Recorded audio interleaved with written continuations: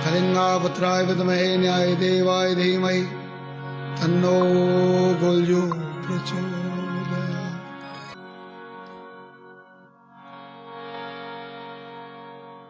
हमारे इस उत्तराखंड की पतित पावनी भूमि के इस कुमाऊं मंडल में नैनीताल, जब घर घर तक हमारी नई पीढ़ी तक हमारे इष्ट देवताओं की कृपा, उनकी जानकारी, उनकी, क्योंकि कृपा तब होगी जब विश्वास होगा, और विश्वास तब होगा जब हम उन्हें जानेंगे। मैंने पहले दिन ही बताया था कि कोई भी आज हमारे इष्ट देवताओं के बारे में जो नई पीढ़ी है वो नहीं जान पा रही है। माँ बाप ने कहा कि करो, जबरदस्ती बैठ गए। उनका मन मैं देखता हूं कि जागर लगी रहती है, या कहीं पूजा के लिए आते भी हैं अगर बाहर शहरों से, अगर यहाँ हमारे शहरों वालों के बच्चे तो जागर में बैठे रहते हैं, पर मैं देखता हूं कि नीचे बैठ करके वो मोबाइल ही चला रहे होते हैं। उन्हें मन लगन जागर में या वो पूज में, क्यों? क्योंकि उन्हें उस चीज का मतलब मालूम नहीं है।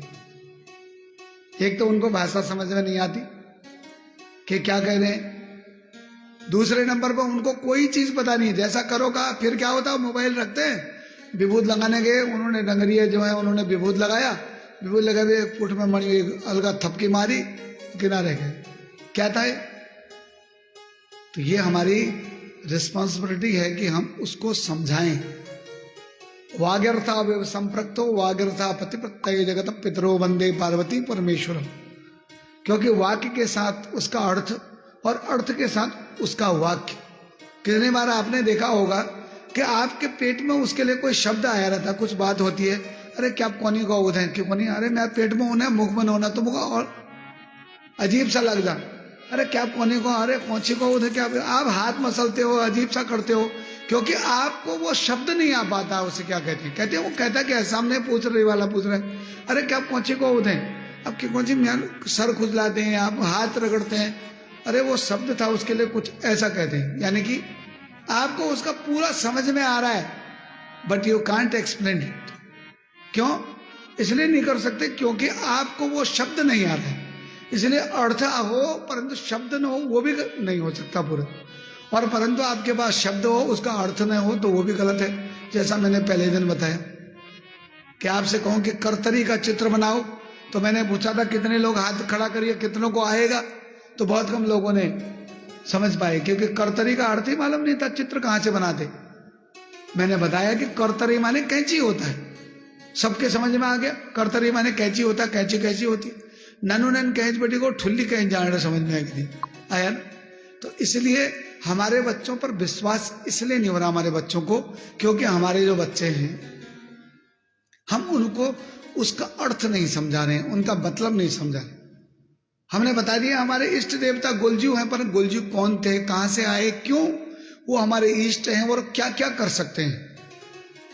हमारे इष्ट देवता एडजू हैं। भैया एडजू हैं कौन, कहां से आए, किस लिए आए, उनकी क्या क्या शक्तियां हैं, इसके बारे में हम उनको नहीं बताते। और जिसका कारण है कि हमारी नई जनरेशन इन चीजों को खाली ढकोसलेबाजी कह देती। ये ढकोसला नहीं है, ये बहुत ऊपर के लेवल की चीज है। जो जागर है ये बहुत बड़ी परंपरा है। जागर जो है हमारे वहां, जब भगवान शंकर जी ने देखा कि वैदिक और पौराणिक मंत्र बहुत कठिन हो गए, वैदिक और पौराणिक बहुत कठिन मंत्र हो गए, अब उन कठिन मंत्रों को एक कम पढ़ा लिखा आदमी, एजुकेशन लेवल कम हो गया, क्योंकि हमारे जो विद्यालय थे वो थे सब वो शहरों में रह गए। लोग अपने धर्म को बचाने के लिए, अपने हिंदू धर्म की रक्षा करने के लिए, अपने सनातन धर्म की रक्षा करने के लिए कहां आ गए? उत्तराखंड में आ गए। अब उत्तराखंड में आ गए, अब उत्तराखंड में आने के बाद उनको, अब उनके पास विद्यालय नहीं था, उनके पास वैसे गुरुकुल आदि भी उस समय नहीं थे, क्योंकि भैया खुद भाग करके आए हैं। धीरे धीरे एजुकेशन का लेवल कम हो गया। तो ऐसे समय में भगवान देवादिदेव महादेव ने प्रेरणा दी है किनको? गुरु गोरक्षनाथ जी को। कि गोरक्षनाथ जी से कहा गया कि मैंने जो साबर मंत्र लिखे हैं, साबर मंत्र होते हैं, तो साबर मंत्रों को लोगों तक पहुंचाओ। बहुत सरल सा होते हैं साबर मंत्र, आप देखेंगे उनका अर्थ भी नहीं होता है। एक बंदरिया चढ़कर आई, एक फल उनने उछल के खाया, फूल मंत्री सुरवाचो, मंत्र हो गया। ऐसे भी मंत्र होते हैं। लंका में चढ़ गई, एक लाल बानर आया, उसने कूदी कड़ी, फूल मंत्री सुरवाचो। गुरु की भक्ति, मेरी भक्ति, गुरु की शक्ति, फूल मंत्री सुरवाचो। ये मंत्र ऐसे किस्म के, जबकि बहुत ही सरल। कोई भी आदमी, तो क्या हुआ कि आप इनको सिद्ध करवाइए। तो गुरु गोरक्षनाथ जी ने इन मंत्रों को लोगों तक पहुंचाए।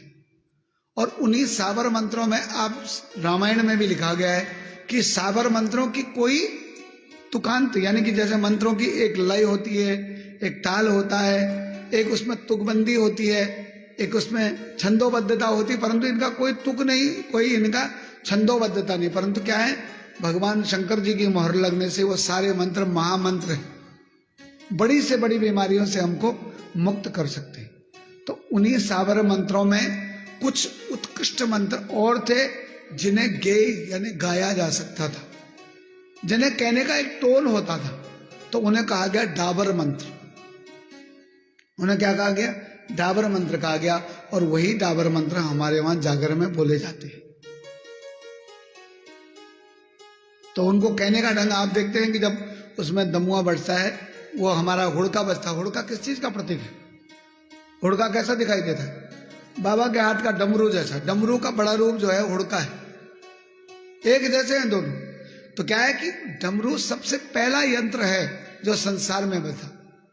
नत्ता वसाने नटराज राजो निनाद ढक्का नवपंज वारम दर्त कामादि सनकादि सद्दा एतत विमर्शे शिव सूत्र जाल।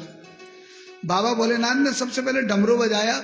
और डमरू कितने बार बजाया? 9 बार पहले बजाया और 5 बार फिर बजाया, 14 बार बजाया। और उन 14 बार बजाने से उन्होंने 14 समुच्चय बनाए अलग अलग। 14 समुच्चयों में अलग अलग वर्ण निकले। और उन वर्णों की कुल संख्या थी कितना? 50। उन 50 वर्णों की संख्या से ही क्या बने? वर्ण बने हैं, अ से लेकर क्ष तक। और वही अ से लेकर क्ष तक के जो वर्ण हैं, वही माला का जप करते हैं ब्रह्मा जी।